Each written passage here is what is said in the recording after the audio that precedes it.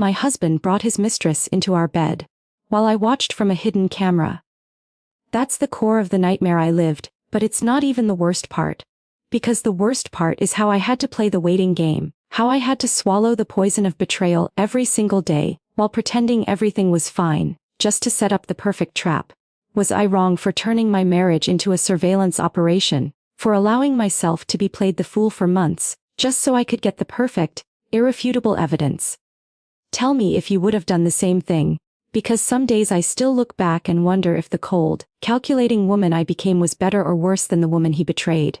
Our story, like most tragic ones, started beautifully. I met Mark when I was 24. He was charming, ambitious, and made me feel like the absolute center of his universe. We had that picture, perfect, whirlwind romance that everyone else envied. A huge wedding, a beautiful house in the suburbs, and 2 years into our marriage, we were talking about starting a family. Mark was a project manager at a big tech traveling, always busy, and I was a freelance graphic designer, which gave me the flexibility to be home a lot. Our life was comfortable, routine, and, I thought, completely solid.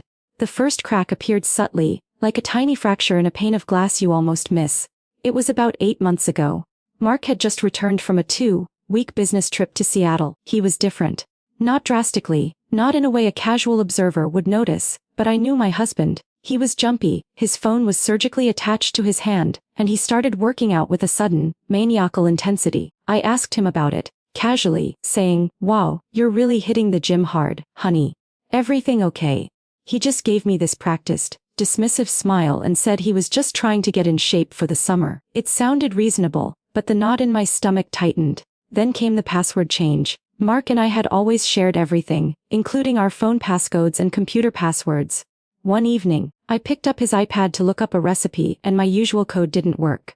When I asked him, his face went completely blank for a split second before he smoothly lied, saying, "Oh, I must have accidentally changed it when I was half asleep last night. I'll tell you the new one later." But he never did. The next day, I found a burner phone, cheap and completely clean of data, tucked into a sock he'd missed in his laundry basket. That was the moment I stopped being a loving wife and started being a detective. I couldn't confront him yet. I knew Mark. If I brought up the burner phone or the password, he'd deny, he'd gaslight, he'd turn it around on me and say I was being paranoid and destroying our marriage with my baseless accusations. He was a master manipulator when cornered. I needed proof that was so undeniable, so concrete, that he couldn't talk his way out of it. I decided I was going to beat him at his own game. My first move was to install keylogger software on his home computer, the one he used for work from home on weekends. It was tricky, but I was motivated by a chilling, quiet rage. Then, I tackled the house itself. I bought a Segles miniature spy cameras, the kind that look like USB chargers and small clock radios. Over the course of a week, I strategically placed them. One was disguised as a charger on the nightstand in the guest room. One was in a clock radio on his office desk. And the most crucial one, the one that made my hands shake with a mixture of terror and resolve, was a tiny, perfectly disguised pinhole camera hidden in the back of a framed wedding photo that sat directly facing our bed. The irony of our smiling faces watching what was to come was not lost on me. It was a cruel joke played by fate. For 3 agonizing weeks, nothing happened. The keylogger only showed boring work emails and fantasy football chatter. The cameras showed Mark doing mundane things, scrolling through his phone, watching TV, and sleeping alone. I started to wonder if I was truly just paranoid, if I'd ruined my own peace for nothing. But I couldn't stop. I told myself I was protecting myself, preparing for the worst, even praying for the best. And then, the calendar turned to October, and Mark announced another, crucial business trip.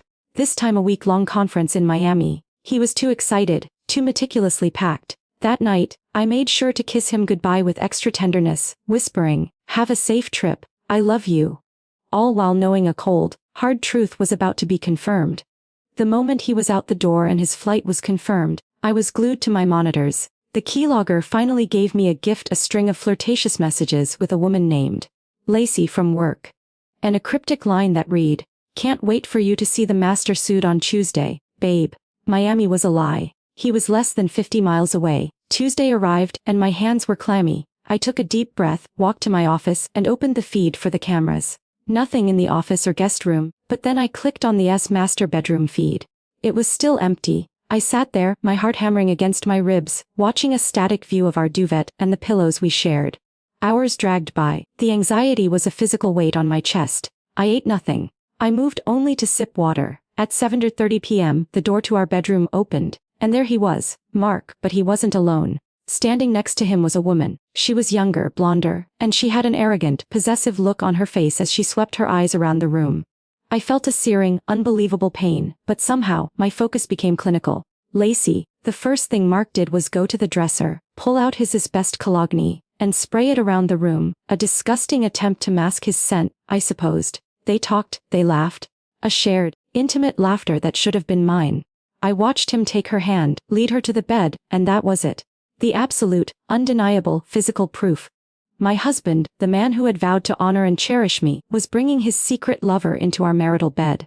I sat there, paralyzed, a witness to the death of my marriage. I didn't cry. I didn't scream. I just kept watching and recording. I had to have the whole thing. The emotional detachment I felt was my only shield. I watched for an hour, then two until they finally fell asleep. I watched them sleeping, sprawled across Mike's sheets, under my roof, on our mattress.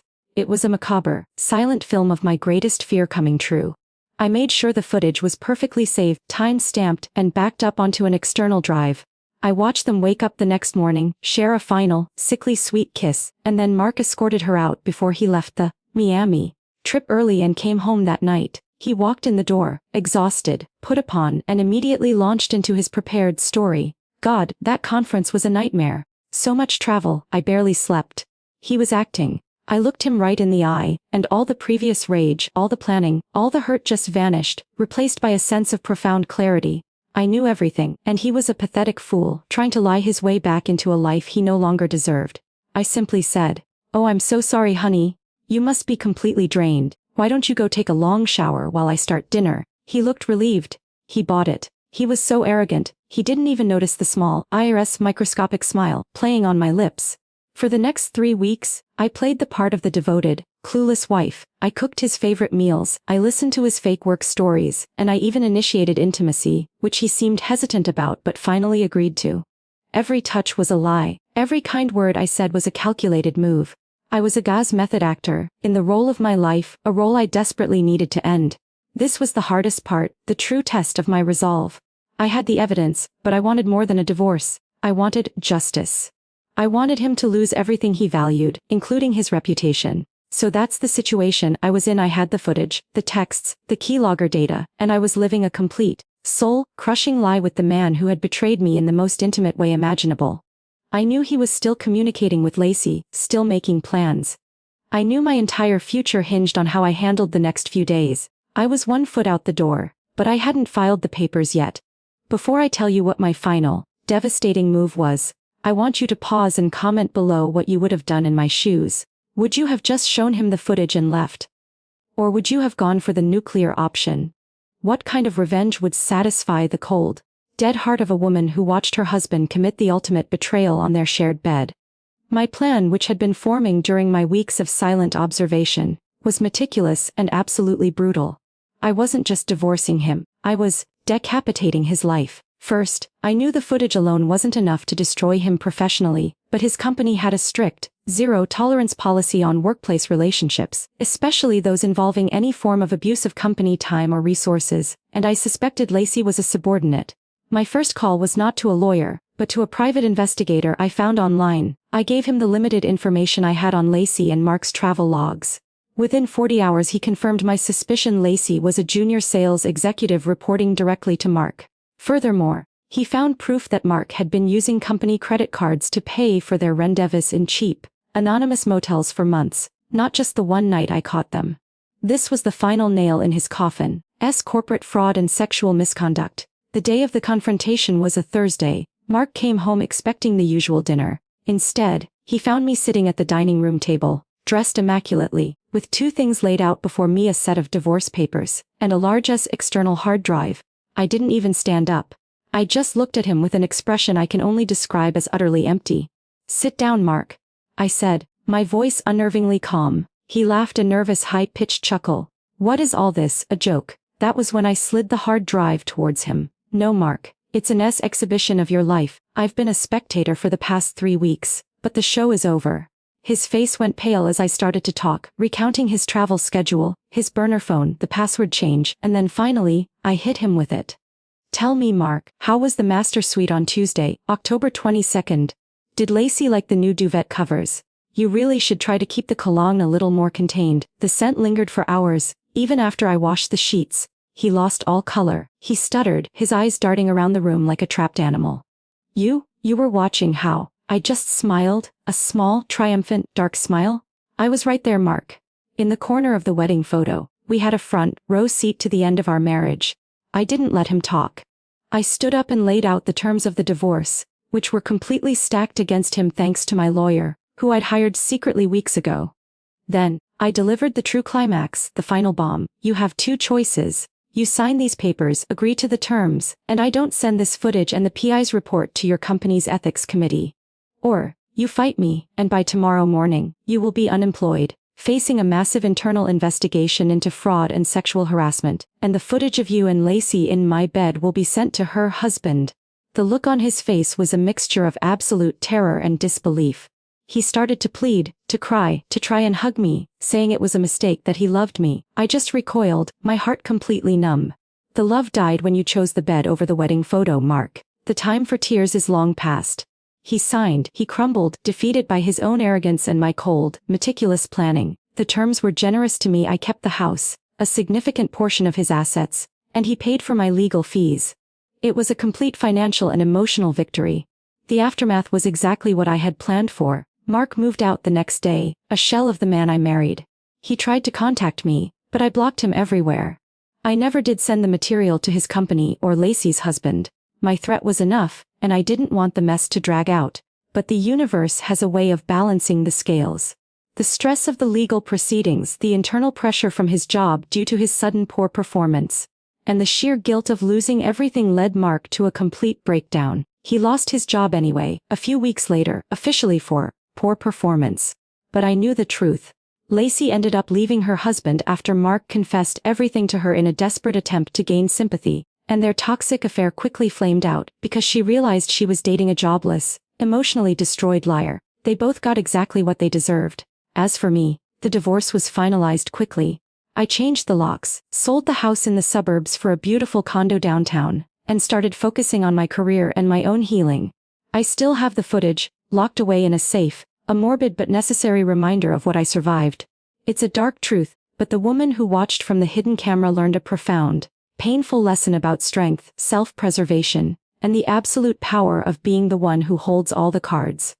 The whole mess cost me months of peace, but it bought me a lifetime of freedom. I wouldn't wish the pain of that betrayal on my worst enemy, but I also wouldn't trade the cold, hard, righteous satisfaction of my revenge. It was the only way to truly close that chapter. Now I'm rebuilding my life, trusting myself more than ever. Like this video if you were on my side, and believe I was right to play the long game. Subscribe for more stories like this, where betrayal meets its brutal match. And please, share your final thoughts on this whole mess in the comments section. Did I go too far, or was my revenge completely justified?